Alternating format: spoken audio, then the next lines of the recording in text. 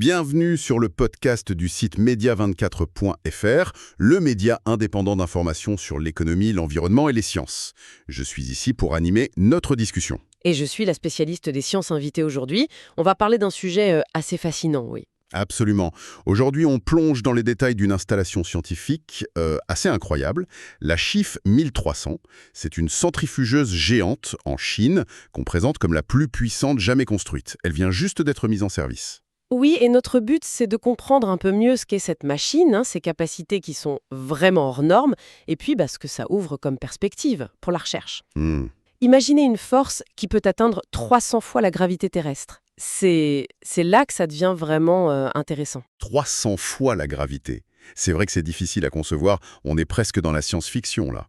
Alors, concrètement, qu'est-ce que c'est cette Schiff 1300 ?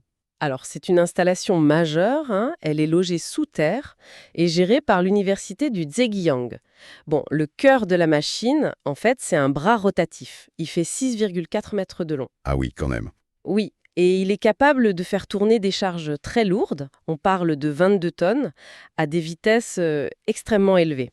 Et tout ça, ça se passe dans une chambre à vide. Une chambre à vide ? Pourquoi ?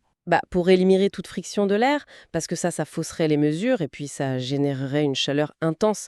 D'ailleurs, les parois sont refroidies pour garder une température stable. C'est indispensable pour la précision, ça. D'accord, une chambre à vide, refroidie, on sent la haute technologie derrière tout ça, et cette capacité folle là à générer 300 G, donc 300 fois l'accélération de la gravité qu'on ressent sur Terre, et même il vise 1500 G plus tard.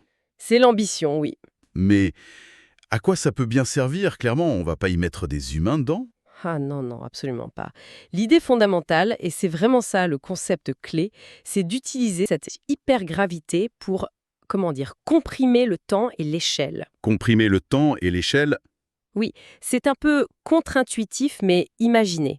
À 100 G, par exemple, une maquette de barrage, disons d'un mètre de haut, elle va se comporter exactement comme un vrai barrage de 100 mètres de haut sous la gravité normale. Attendez, ça veut dire qu'on peut simuler des structures ou des phénomènes gigantesques avec des modèles réduits?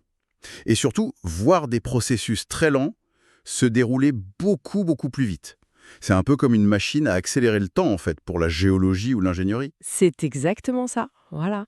Un processus naturel qui prendrait un siècle. Imaginez l'infiltration lente d'un polluant dans le sol. Oui. On peut l'observer et l'analyser en moins de 4 jours dans la centrifugeuse. 4 jours au lieu d'un siècle?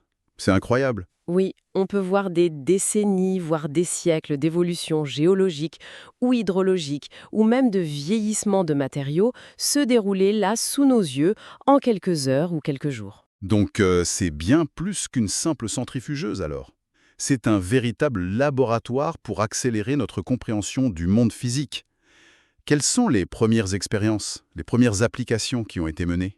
Alors, les applications touchent des domaines très très variés. Par exemple, ils ont simulé l'impact d'un séisme majeur sur les fondations complexes d'un grand barrage hydroélectrique, pour tester sa résistance, bien sûr. D'accord, la sécurité des infrastructures. Exactement. Dans un autre registre, ils ont pu reconstituer les effets dévastateurs d'un tsunami de 20 mètres sur le plancher océanique. Ça, c'est très utile pour savoir où et comment implanter solidement, par exemple, des parcs éoliens en mer. Ah oui, je vois. Donc énergie renouvelable aussi. Tout à fait. Mais ça ne s'arrête pas là. Il y a aussi l'exploration des ressources énergétiques. La machine, elle peut reproduire la pression absolument écrasante qui règne dans les grands fonds marins. On parle de 2000 mètres de profondeur. Et ça permet d'étudier comment extraire de manière sûre les hydrates de méthane, ces sortes de glaces de gaz là, qui sont piégées au fond des mers.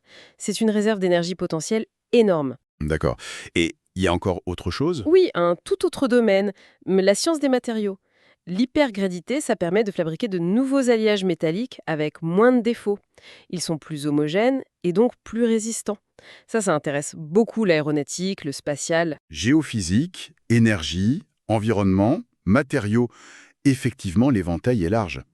Et le fait qu'elle soit souterraine, vous l'avez mentionné au début, c'est juste pour la discrétion ou il y a une raison technique? C'est principalement technique. L'installation est dans une chambre souterraine de 230 mètres carrés.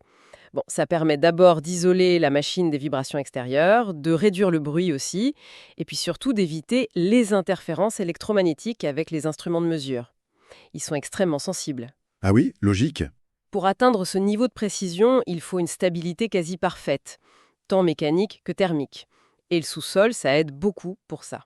C'est logique, oui. Pour des mesures aussi pointues, la moindre perturbation serait problématique. Bon, on a donc cet outil de pointe en Chine. Est-ce que c'est une initiative purement nationale ou est-ce qu'il y a une volonté d'ouverture vers l'international? Alors, le scientifique en chef du projet, qui s'appelle Shen Yuanmin, a été assez clair là-dessus. L'installation, elle a vocation à être ouverte à la communauté scientifique internationale. Ah, intéressant. Oui, des créneaux d'expérimentation seront proposés aux laboratoires étrangers qui voudraient utiliser ces capacités uniques. L'ambition affichée, c'est vraiment de faire de la ville de Hangzhou un pôle mondial pour la recherche en hypergravité. Un peu comme le CERN l'est pour la physique des particules, si vous voulez. D'accord. Et d'ailleurs, Shift 300 fait partie d'un complexe plus large, avec d'autres centrifugeuses, d'autres équipements de recherche. Une approche collaborative, donc, pour un outil qui semble vraiment pouvoir accélérer la recherche sur des défis planétaires, on peut dire. Pour résumer rapidement, si on essaye, la Shift 300, c'est cette centrifugeuse chinoise unique au monde qui, en simulant une gravité extrême, eh bien, elle agit comme un accélérateur de temps et d'échelle. C'est ça. Elle permet d'étudier des phénomènes lents ou gigantesques en laboratoire, avec des applications qui vont de la sécurité des barrages, on l'a vu, jusqu'à la quête de nouveaux matériaux. Tout à fait. Et cette capacité fascinante à comprimer le temps et l'espace, ça soulève une question vertigineuse, je le trouve. Jusqu'où cette nouvelle fenêtre sur les forces fondamentales va nous permettre de repousser les frontières de la connaissance, Hmm. que ce soit sur notre planète ou peut-être même au-delà. Mhm. C'est vraiment un nouvel instrument pour aborder des questions fondamentales sur le changement climatique, l'énergie ou les risques naturels. C'est prometteur. Merci pour votre écoute et retrouvez plus d'actualités sur media24.fr.